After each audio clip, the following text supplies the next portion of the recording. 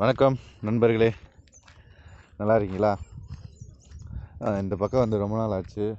இது வந்து பாருங்கள், இது வந்து மலை தான், மேற்கு தொடர்ச்சி மலை. இந்த பக்கம் ஒரு தாளை ஊற்று அப்படின்னு சின்ன வயசில் வந்திருக்கேன். அதனால் அதை போய் பார்ப்போம் அப்படின்னு வந்தோம். இன்றைக்கி என்னமோ வெயில் பயங்கரமாக அடிக்குது. இங்கே பாருங்கள், இந்த மலையோரத்துலேயும் இவங்க விவசாயம் பண்ணுறாங்க நல்லா. நம்ம போகிறது அந்த அந்த 2 கேப்புக்கு இடையில தான் அந்த இது இருக்குனாங்க. அந்த ஊற்று மாதிரி இருக்கும், தாழை மரம் இருக்கும், அதில் ஒரு ஊற்று மாதிரி இருக்கும். தண்ணி வருதுன்னாங்க. சரி நம்ம போய் பார்ப்போம் இன்றைக்கி வருதான்னு. இந்த வழி தான் பாதைன்னு சொன்னாங்க. போய்கிட்டுருக்கோம். நல்லா புறாமே காடு மாதிரி இருக்குது, அடர்த்தியான காடு மாதிரி.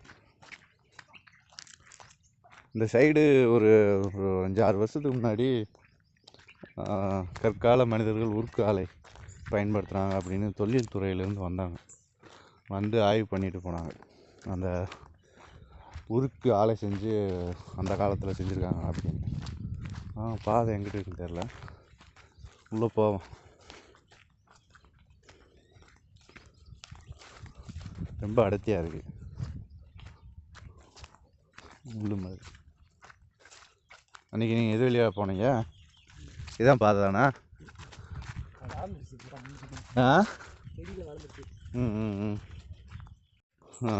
இதுதான் அந்த சொன்னையில் நான் உருக்கு பயன்படுத்தி காய்ச்சினாங்க அப்படின்னு. இது மாதிரி தான் நிறைய எடுத்தாங்க. இது மாதிரி இந்த ஏரியாவில் நிறையா கிடந்துச்சு. கற்கால மனிதர் ஒரு 2000 ஆண்டுக்கு முன்னாடியே சொன்னாங்க. வந்து ஆய்வு பண்ணிவிட்டு அந்த கல்லுகள்லாம் எடுத்துகிட்டு போனாங்க. ஆமாம், அந்த கோயிலுக்கு வந்துருக்கோம். ஒரு சின்ன விளக்கு தூண் மாதிரி இருக்குது, இன்னும் கட்டி தொங்க விட்ருக்காங்க. வாங்க அந்த தாழை மரத்துக்கு போவோம். பெரிய ஆலமரம். இந்த ஆலமரத்தை பற்றி நிறையா கதைகள், கட்டுக்கதைகள்லாம் சொல்லுவாங்க அந்த காலகட்டத்தில். இது மாதிரி கல் தான் எடுத்துகிட்டு போனாங்க. வந்து இப்படி தான் நிறையா கற்கள் கிடைக்கும். இது பூராமே உருக்கு அப்படின்னு சொன்னாங்க, இரும்புலேயும். இது மாதிரி இங்கே நிறையா கிடக்கும் இந்த மாதிரி கல். இது கல் கிடையாது, இது ஒரு இரும்பை வந்து அந்த காலத்தில் உருக்கியிருக்காங்க. அந்த கால மனிதர்கள் நிறையா பாறை ஓடு இந்த மாதிரி நிறையா கிடச்சி வந்து தொழில்துறையிலேருந்து வந்து ஆய்வு பண்ணி எடுத்துகிட்டு போயிட்டாங்க. தண்ணி வந்துக்கிட்டு இருக்கு ஊற்றுலேருந்து. தாழை மரம் இது. நல்லா சுத்தமாக இருக்குது. ஊற்று இதுதான் ஊற்று தண்ணி. இந்த ஊற்று தான் ராயிட்டு வந்தோம். தண்ணி வந்துக்கிட்டு இருக்கு பாருங்கள். தண்ணி வந்து இன்னும் கொஞ்சம் குழி மாதிரி இருக்குது, அதில் தேங்கி நிற்கிது பாருங்கள். எவ்வளோ கிளியராக இருக்குன்னு. நல்ல தண்ணி இதெல்லாம். ஆனால் இந்த தண்ணி வந்து இந்த மலையிலேருந்து தான் வருதுனாங்க. அப்படியே போயிட்டுருக்கு. பாறையில் ஒரு இடத்துல வந்து தண்ணி வந்து ஒரு குழியில் கடங்கா தேங்கி நிற்கும். அதில் போய் குளிப்பாங்க இப்போ வாங்க அதில் தண்ணி இருக்கான்னு பார்ப்போம். இதுதான் அந்த பாறை. கள்ளி மரம் தான் இருக்குது பாருங்க.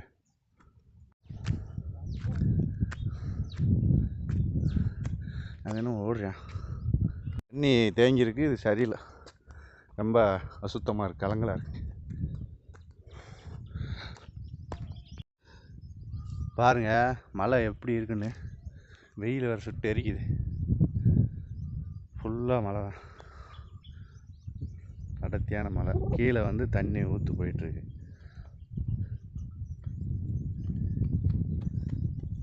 கள்ளி இந்த மலை இதெல்லாம் பார்த்தா நம்ம பாரதி ராஜா அவருங்க படத்தை தான் நான் வரும். ஏன்னா அவர் மேக்ஸிமம் இந்த மாதிரி லொக்கேஷனில் தான் படம் எடுத்திருப்பார், கிராமப்புறத்தில். இந்த ஞாபகம் தான் வருது. ஆறு இடுக்கில் அப்படி இடத்துல இருந்து தான் அந்த தண்ணி ஊற்று வருது பாருங்கள். இப்படி இடத்துல தான் ஊற்று வருது தண்ணி. பாருங்கள் எப்படி அருமையாக இருக்குன்னு. இந்த மாதிரி இடத்துல தான் ஊற்று வருது. நாங்கள் அப்படியே நடுவில் இந்த மாதிரி புல்வெளி எப்படி இருக்கு பாருங்க, நல்லா இருக்கு. வெயில் அடிக்காமல் கொஞ்சம் மேகமூட்டமாக இருந்தால் நல்லாயிருக்கு. வெயில் அதிகமாக இருக்குது. கீழே அடியில் இந்த மாதிரி ஒரு புதர் இருக்குது, அது நிறையா மரங்கள் இருக்குது. கீழே தண்ணி இருக்கனால மூங்கில், இது கொடிக்காப்புளி, இந்த மாதிரி நிறையா மரங்கள் அடர்த்தியாக இருக்குது. நான் சொன்னேன்ல குளிக்கிற இடம், நாங்கள் சின்ன வயசில் இங்கே வந்து குளிப்போம். இது வந்து ஆழமாக இருக்கும், நல்லா இயற்கையாகவே மழை பெஞ்சு தண்ணி தேங்கினது, நல்லா ஆழமாக இருக்குது. இது வந்து ஆடு மாடுகளுக்கு இப்போ தண்ணி வருது எல்லாமே இதில் விடுவாங்க, பேரில் எழுதிடுவாங்க. சின்ன வயசில் வந்தால் இங்கே குளிச்சுட்டு போவோம். இப்போ ரொம்ப தண்ணி கலங்கலாக இருக்குது. ஆடு மேய்ப்பாங்க அவங்களுக்கு சத்தங்க. இப்போ சின்ன வயசில் இப்போலாம் இங்கே வர்றதில்ல யாரும், பூரா அங்கிட்ட அங்கிட்டு செட்டில் ஆகிட்டாங்க. வர்றதுக்கான வாய்ப்புகள் குறைவு. வருது ஆடு, இங்கிட்ட ஆடு மேய்க்கிறாங்க, வெள்ளாடு வருது. மணி வேற கட்டுறாங்க. எப்படி வருது வருங்க அரிசியா, அந்த தண்ணியை நோக்கி தான் வருதுன்னு நினைக்கிறேன். தண்ணி குடிக்க வருதான்னு தெரியல. வெள்ளாடு இருக்குது, செம்பிளியாடு இருக்குது. அவன் தண்ணி குடிக்க தான் வருது.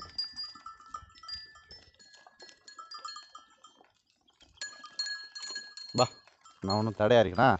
போங்க, நின்று பார்க்குது. யாரா புதுசாக ஒருத்தவங்க, கெடா வேறு வருது.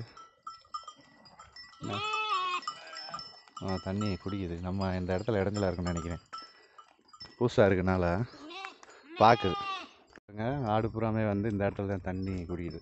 இந்த அடிக்கிற வெயிலுக்கு பாவம் அதுக்கு தாகம் எடுத்து சொல்கிறேன். ரெண்டுமே கலந்துருக்கு, வெள்ளாடு இருக்குது, செம்மறி ஆடு இருக்குது. செம்மறி ஆடா பூராமே மயிலம்பாடி ரகம் நினைக்கிறேன். இது பூரா மயிலம்பாடி. குடிச்சிட்டு அப்படியே போகுது, வீட்டுக்கு போகுது.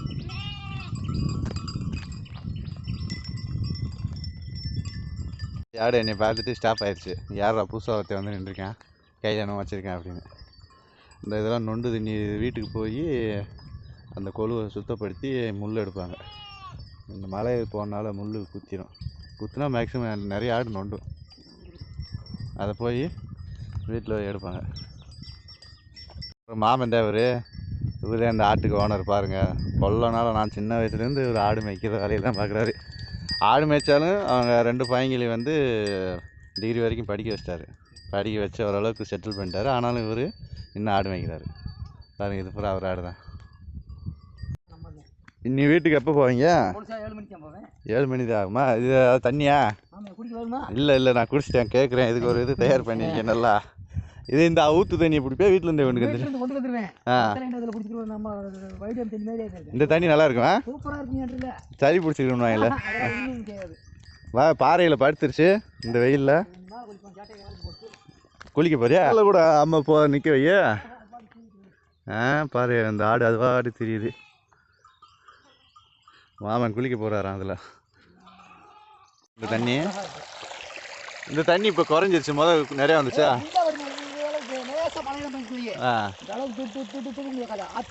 இந்த தண்ணி இப்போ எங்கே போகுது? யார் ஆடு? ஆமாம், இன்னும் தண்ணி போய்க்கே இருக்கு. அது ஆமாம்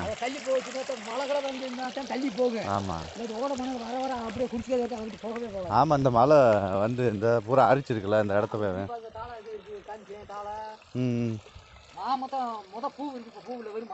பூ இல்லை, தாளம்பூ மணக்குறது. அதான் சொலம் சொல்லுவாங்களா, தாளம்பூ மணக்குற உண்டு. இந்த தட்டை அவங்களுக்கு தெரியுதா பாருங்கள், அது கலர் எப்படி இருக்குன்னு. தட்டையான் கலரு அது ஒரு பிங்க்கு கலரில் இருக்குது. இதெல்லாம் நாங்கள் பிடிச்சி சின்ன வயசில், அதெல்லாம் சொல்லக்கூடாது, துன்புறுத்துவோம். அது ஒரு எங்களுக்கு ஒரு இதாக இருக்கும் அந்த தட்டையானை பிடிக்க. இப்போ பாவம் அது பாருங்கள் எப்படி இருக்குங்க, ஓட மாட்டுது. தட்டையான் அது ஒரு கலரில் இருக்கு அந்த தட்டையான். இப்போ கூட கை எனக்கு பரபரன்னு அது பிடிக்கிறதுக்கு ஏன்னா ஓடிடுச்சு. தாழை மரம், இந்த இடத்துல ஒரு தாழை மரத்தவே சிதைச்சிருக்காங்க, வெட்டிட்டாங்க நிறையா. பாருங்க, ஒரு ஆலமரம் இருக்குது, பெரிய ஆலமரம். இந்த தாழை மரம் வந்து பூ நல்லா மணக்க கொண்டுவாங்க. ஆனால் என்ன இப்போ இல்லை, நிறையா இருந்துச்சு இப்போ நிறையா அழிஞ்சிருச்சு. இது ஒரு ஆலமரம், இது மூங்கில். வாங்க, அங்கே ஒரு தாழமரம் தோப்பு இருக்கும், அந்த தோப்புக்கு போவோம். பூவு இல்லை, இப்போ பூவு இல்லைன்ட்டாரு ஒரு மாமன் ஆடு மேய்ச்சி வந்தார்ல. பூவு இருந்தால் நல்லா மணக்கும். அந்த பூவில் தான் பாம்பு சுருண்டு படுத்து கிடக்குன்னு சொல்லுவாங்க. பாம்பு இருக்கும் பாருங்க மக்களே. இது ஃபுல்லாகவே கரேண்டு இருக்குது. இது ஒரு பாறையா இல்லை மண்ணா இல்லை எதுவும் தீ பிடிச்சி வெந்திருக்குமா? ஃபுல்லாக அப்படி தான் இருக்குது இந்த இடமே. மேலாப்போ அப்படியே கரையன்னு இருக்குது, தீ பிடிச்ச மாதிரி இருக்குது. ஆனால் உள்ளே வந்து மண் தான், அப்படி திட்டு திட்டாக இருக்குது. அந்த தொழில் துறையிலேருந்து வந்தாங்க விஞ்ஞானிகள்லாம் வந்து ஆய்வு பண்ணாங்க. ஆய்வு பண்ணி நிறையா சாம்பிள்ஸ், கல், அந்த பாறை உருக்குனது இது எல்லாமே எடுத்துகிட்டு போனாங்க. ஒரு 5-6 வருஷம் இருக்கும். பாருங்கள் எப்படி இருக்குன்னு. அவங்க உருக்குன அந்த பற்றையவே காமிக்கிறேன். ஒரு நாய் நிற்கிது, கடிச்சிடாது. இந்த புதர் வந்து சங்கம் புதர்னு நினைக்கிறேன், அடர்த்தியாக இருக்கும். சங்கம் புதர் அப்படின்னு சொல்லுவாங்க எங்கள் ஊரில். கொலை, விராலி கொலை. இது எதுக்கு பயன்படுத்துவாங்கன்னா, நம்ம பழைய ஒரு 10-30 வருஷத்துக்கு முன்னாடி வீடெலாம் மொட்டை மச்சு மண்ணிலே மேலே இது போட்டிருப்பாங்க, அது பேர் மொட்டை மச்சுன்னுவாங்க. அப்போ அந்த கீழே நல்லா மூங்கில் கட்டை இந்த மாதிரி பரப்பி வச்சுட்டு இந்த கொலையத்தை வெட்டி பறைச்சி விடுவாங்க. பறைச்சி விட்டு அது மேலே மண் அள்ளி போடுவாங்க. அந்த பொட்டல் மண்ணுன்னுவாங்க. அந்த மண் வந்து குடிக்காது. அது போடுறது இதை விராலி கொலை. இது துளசி கொலை. இது எப்படி இருக்கும் பாருங்க, மூலிகை செடியாக இருக்கும். இது துளசி தான்றா கொடுங்கண்ணா, அப்படி இருக்குது மனம். ரொம்ப நாளைக்கு முன்னாடி வந்தேன், அப்போ அந்த இடம் இருந்துச்சு. இப்போ அந்த இடம் எங்கே இருக்குன்னே மறந்து போச்சு. அந்த பற்றை போட்டது அந்த காலத்தில். நானும் சுற்றிக்கே இருக்கேன், அதை கண்டுபிடிக்க முடியல அது ஏன்னு இருக்குன்னு. அவங்க ஆய்வு பண்ணுறவங்க சொன்னாங்க, இது 2000 ஆண்டுகளுக்கு முன்னாடி ஆயுதங்கள் தயாரிச்சிருக்காங்க அந்த காலத்து மனிதர்கள் அப்படின்னு சொன்னாங்க. ஃபுல்லாக எங்கிட்டு பார்த்தாலும் கள்ளி மரமாக தான் இருக்குது இந்த பக்கம். வாங்க போய் எப்படியாச்சும் கண்டுபிடிக்க முடியுமா அப்படின்னு பார்ப்போம். காட்டு பன்றிகள் நிறையா தெரியுது இந்த ஏரியாவில். பார்க்கையில் பெரிய காடு மாதிரி இருக்குது, ஆனால் பாதை இருக்குது. அந்த பக்கம் நிறைய ஆடு மாடு மேய்க்கிற மாதிரி பாதை இருக்குது. அந்த இடத்த கண்டுபிடிக்க முடியல. நாங்கடா அவங்க வாட்டுக்கு மலை வெளியில் நிறுத்திடுறாங்கன்னு நினைக்கிறீங்களா? இப்படி இடத்த நம்ம சிட்டி இந்த மாதிரி ஏரியாவில் ஒரு தீம் பார்க் இந்த மாதிரி இடம்லாம் பார்த்துருப்போம், ஒரு எக்ஸிபிஷனு இந்த மாதிரி இடத்த வந்து பெரும்பாலும் இளைய தலைமுறை இப்போ இருக்கிற சின்ன வயசு பிள்ளைகள் வந்து பார்த்துருக்க மாட்டாங்க. அப்படி உங்களுக்கு வந்து இது நல்லாயிருக்கும், அதனால் எடுத்து போடுறோம். பாருங்கள், காடு மாதிரி தான் இருக்குது. ஃபுல்லாக ஒரு இது மாதிரி வேறு மாதிரி இருக்குது. இந்த இடத்துல வந்து கரையாம்புத்து இருந்திருக்கும் போது தெரியுதா? கரையாம்புத்து இதுக்குள்ளே தான் பாம்புகள் உள்ள நுழையிறது. கரையாம்புத்துக்குள்ளே வந்து நேற்று நைட்டு தான் வந்துருக்குன்னு நினைக்கிறேன். நேற்று நைட்டு தான் பன்னி வந்து தோண்டிருக்கு அப்படியே இந்த இடத்த. இங்கே பன்னி, காட்டு பன்னி அதிகம். பாருங்கள், பூராமே இந்த பள்ளமும் போட்டதெல்லாம் இது ஃபுல்லாகவே அந்த பன்னி தான் தோண்டணும். ஃபுல்லாக இடத்துல ஒரு பள்ளத்தை எப்படி இருக்குன்னு, ரொம்ப பள்ளமாக இருக்குது. உங்களுக்கு தெரியுதா என்னன்னு தெரியல, ரொம்ப ஆழமாக இருக்குது பள்ளம். இது வந்து தண்ணி போனது அந்த காலத்தில் அரிச்சு இப்படி ஆழமாக இருக்குது. அடையாளமாக இந்த பேர் இதுதான். பாருங்கள் எவ்வளோ பேர் எழுதியிருக்காங்கன்னு. ஃபுல்லாக பேர் தான். நம்ம ஆலமரம் ஃபுல்லாகவே பேர் தான் எழுதுறதுக்கு தான் அந்த ஆலமரம். விழுதுகள், இது விழுதுகள் வந்து எப்படி ஊண்டிருக்கு பாருங்கள். அதோட உள்ள ஃபுல்லாக மரம் ஸ்ட்ராங்காக, விழுதுகள் வந்து ஸ்ட்ராங்காக பிடிச்சிருக்கு இந்த மரத்தை. இல்லாட்டி பூரா உடஞ்சிரும் எப்பயோ. இங்கே தாழை தோப்பு இருந்துச்சு, அந்த தாளத்தை வந்து காண இப்போ வெட்டிட்டாங்க நிறையா. இல்லை 7 கல் இருக்கும் பாருங்கள் வருஷம். இதே 7 கன்னிமார்கள் அப்படின்னு சொல்லுவாங்க. நான் சின்ன வயசில் வந்து இந்த கோயிலுக்கு வந்து பொங்க வைக்க வருவாங்க ஊர்லேருந்து. பொங்க வச்சுட்டு எதுக்கு பொங்க வைக்க வருவாங்கன்னா, நம்ம ஆடி மாதம் வந்து பட்டம் விதைப்பு. ஆடி பட்டத்தில் நாங்கள் விதைச்சிருவோம். இந்த ஊர் சைடு ஃபுல்லாக விதைச்சிட்டு ஆவணி லாஸ்ட்டில் மழை ஸ்டார்ட் ஆகும். ஒரு டயத்தில் ஆவணி லாஸ்ட்டில் ஸ்டார்ட் ஆகாமல் புரட்டாசிலும் பாதி போயிடும். அந்த மாதிரி மழை வராத டயத்தில் இங்கே வந்து சின்ன குழந்தைகளை கூட்டுக்கு வந்து பொங்க வச்சு சாமி மாதிரி இறக்குவாங்க. சாமி இறக்குனாங்கன்னா அப்போ சொல்லும் அந்த அந்த குழந்தைக்கு சாமி இறங்கி ஒரு 5, 6, 7 அப்படி நிப்பாட்டுவாங்க. இத்தனை கிழமைக்குள்ளே மழை வந்துடும் போங்க அப்படின்னோடனே அவங்க சொன்ன மாதிரியே அன்றைக்கி நைட்டோ மறுநாளோ மழை வந்துடும். இது வருஷம் இதில் வந்து அப்படி செஞ்சுட்டு போவோம். அந்த ஞாபகம் வருது. அப்புறம் இந்த கல்லில் வந்து களியை காய்ச்சி இந்த பாறையில் ஊற்றி சாப்பிடுவாங்க அந்த குழந்தைகள். இதுதான் தாழை தோப்பு. இப்போ நிறையா இருந்துச்சு, இப்போ நிறையா வெட்டி அழிஞ்சிருச்சுன்னு நினைக்கிறேன். நிறையா இருக்கும். இது தேக்கு மரம் பாருங்கள், எவ்வளோ பெரிய தேக்கு மரம் பாறையில் இருக்குன்னு. மாமன் குளிச்சிட்டார் ரோலுக்கு, குளிச்சுட்டு ஆடப்புறம் பற்றிட்டார், வந்துருச்சு அங்கே பாறையில் இருந்துட்டு. இதுக்கெல்லாம் வெயில் தெரியல, மழை தெரியல. இதில் என்ன ஒரு வித்தியாசம்னா, செம்மறி ஆடு வந்து மழை பெஞ்சாலும் வெயில் அடித்தாலும் நின்று மேய்ஞ்சிக்கிட்டே இருக்கும். ஆனால் இந்த வெள்ளாடு வந்து அப்படியே ஒரு வாய் வச்சுட்டு ஓடிக்கிட்டே தான் இருக்கும். மழை பெஞ்சாலும் வெயில் மழையெல்லாம் பெஞ்சா வீட்டுக்கே ஓடிடும் நிற்காமல். ஆனால் செம்மறி ஆடு அப்படி கிடையாது. செம்மறி ஆடு மழையில் நனைஞ்சிக்கிட்டு இருந்தாலும் மேய்ஞ்சிக்கிட்டே தான் இருக்கும். தண்ணி குடிக்குது. இதுதான் தற்சார்பு வாழ்க்கை பாருங்கள்.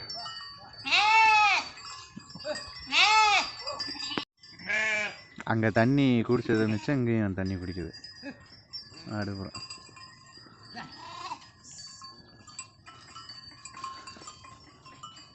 ஒரு பேர் குணசேகரன் பாருங்கள். ஒரு கடினமான உழைப்பாளி. காலையில் வந்துடுவார், நைட்டு தான் வீட்டுக்கு போவார். சாப்பாடு எப்படி உங்களுக்கு? எங்கே வச்சுருங்க? தோப்பில் வச்சுட்டு வந்துடுறீங்களா? அப்படியே போய் எடுத்து குடிச்சிக்கிறீங்களா? அதான் இன்னொரு ஆள் உங்களுக்கு மாற்றுறதுக்கு ஒரு ஆள் வருமா?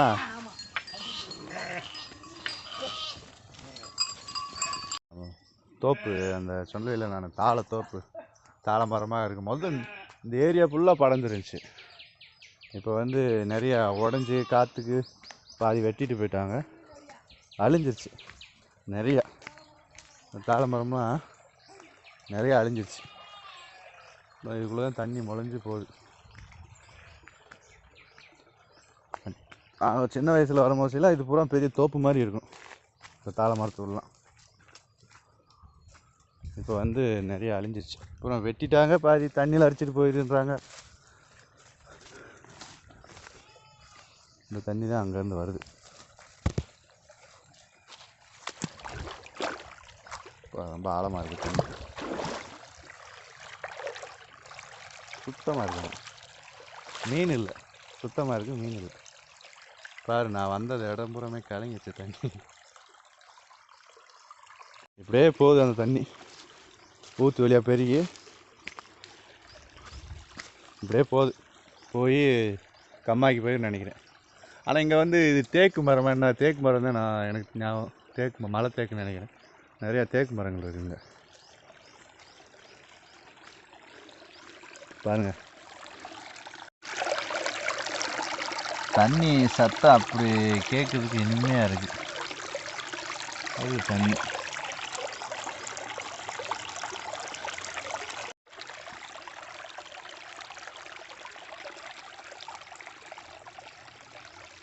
பாருங்க. தண்ணி சத்தத்துக்கும் எப்படி இருக்குன்னு. பிஸ்லரி வாட்டரா, அதை காட்டி சுத்தமாக இருக்குது. குளிக்கலாம் போல் ஆசை இருக்குது. போகுது தண்ணி அப்படியே.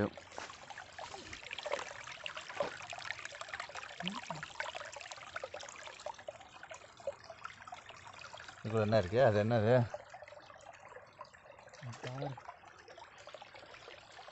அப்படியே போனால் அங்கே போயிடும், கம்மாய்க்கு போயிடும் இந்த தண்ணி. உங்களுக்கு டிஃப்ரெண்ட் ஆங்கிளில் நானும் எடுக்கிறேன் கேமரா. பாருங்கள் எப்படி வருதுன்னு தண்ணி.